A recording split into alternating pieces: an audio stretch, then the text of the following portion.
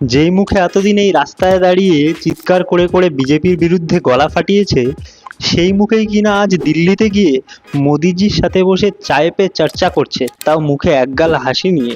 ইনি হচ্ছেন যাদবপুরের সাংসদ ম্যাডাম সায়নী, না লাগাও না, Sayani Ghosh.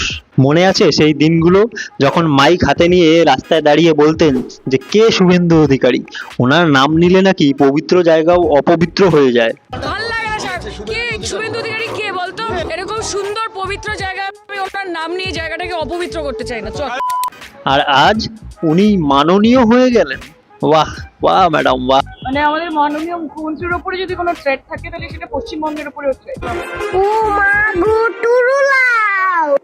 Too many thoughts on my mind, I can't sleep at night, so I just keep writing.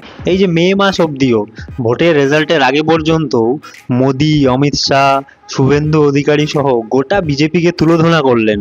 আপনি দ্বিতীয় মমতা ব্যানার্জি হতে চাইলেন, আর যেই ভোটের রেজাল্ট বেরোলো অমনি নাক মুখ ঢেকে দিল্লিতে গিয়ে সেটিং করে এলেন। ঝুঁকেগা নাই, মাথা নিচু হবে না।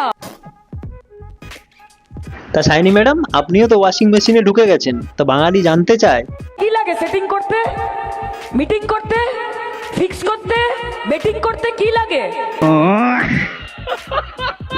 অনেকে বিক্রি হয়ে যায়। কিছু কিছু নেতা আছে যাদের গদ্দার রাশি এবং মির্জাফর লগ্নে জন্ম। তা আপনার কোন রাশি বা কোন লগ্নে জন্ম ম্যাডাম?